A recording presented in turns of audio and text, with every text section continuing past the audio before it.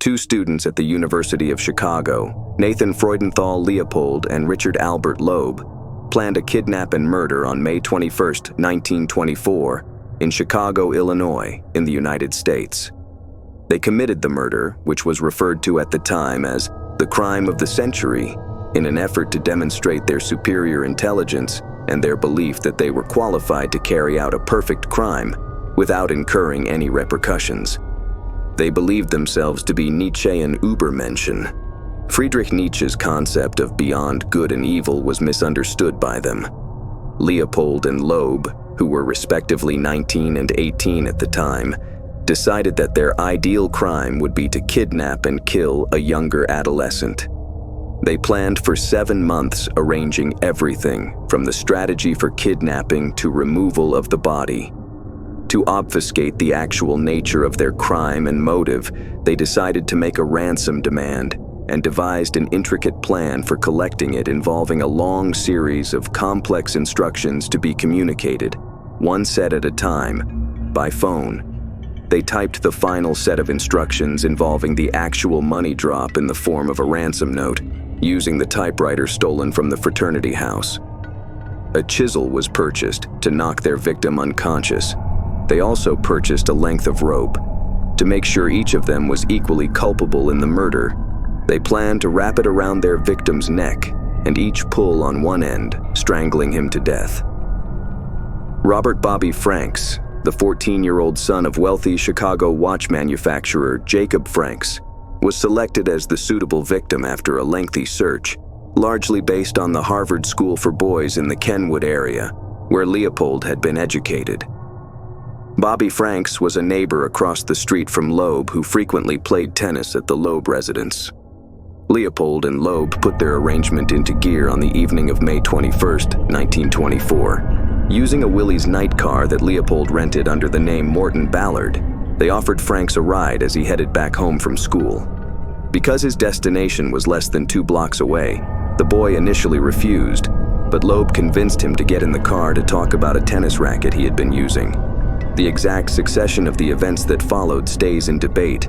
However, a preponderance of opinion placed Leopold behind the wheel of the car, while Loeb sat in the back seat with the chisel. Loeb struck Franks, who was sitting before him in the front seat, a few times in the head with the etch, then hauled him into the back seat and choked him, where he passed on.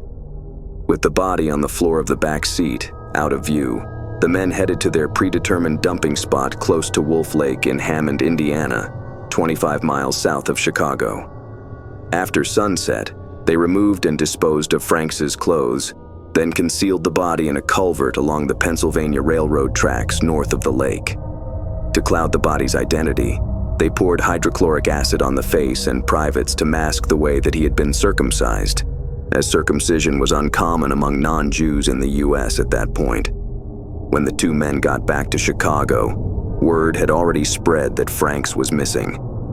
Leopold called Franks's mother, claiming to be George Johnson, and informed her that Franks had been abducted. He also gave her instructions on how to deliver the ransom. Subsequent to mailing the composed payment note and burning their blood-stained clothing, then cleaning the blood smudges from the leased vehicle's upholstery, they spent the rest of the night playing a card game. Leopold called again the following morning and dictated the initial set of instructions for the ransom payment after the Franks family received the ransom note. The complex arrangement slowed down very quickly when a nervous relative failed to remember the location of the store where he was supposed to receive the next set of directions, and it was abandoned entirely when word came that Frank's body had been found. The typewriter was destroyed, and Leopold and Loeb burned the car rope they had used to move the body. They then went about their lives as usual. Chicago police conducted a thorough investigation and offered rewards for information. Both Leopold and Loeb liked chatting with loved ones about the homicide. Leopold discussed the case with his professor and girlfriend, joking that he would confess and give her the reward money. Loeb helped a couple of reporter friends of his find the drugstore he and Leopold had tried to send Jacob Franks to, and when asked to describe Bobby, he is told to have replied, "If I were to murder anybody, it would be just such a cocky little son of a bitch as Bobby Franks." And then the twist, near Franks's body, Eyeglasses were discovered by police. Although normal, they were fitted with an uncommon hinge bought by just 3 clients in Chicago, one of whom was Leopold. When addressed, Leopold offered the likelihood that his glasses could have dropped from his pocket during a birdwatching trip the earlier end of the week. On May 29th, Leopold and Loeb were summoned for official questioning.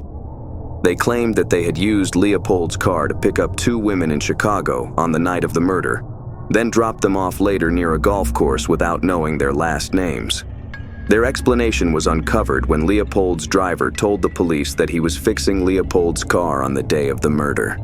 The driver's wife confirmed that the car was parked in the Leopold garage on the afternoon of the murder. On June 7th, the destroyed typewriter was found in the Jackson Park Lagoon. Loeb was quick to admit. He said that Leopold had planned everything and had killed Franks while Loeb was driving. Leopold's confession followed quickly. He insisted that he was the driver and Loeb the killer. Their admissions in any case substantiated a large portion of the proof for the situation. On May 31st, the state's attorney made the announcement of the 2 confessions. The 2 men were sentenced to life imprisonment in addition to 99 years. Loeb was killed by a fellow prisoner in 1936. Leopold was released on parole in 1958. This case has since filled in as the inspiration for several works in popular culture.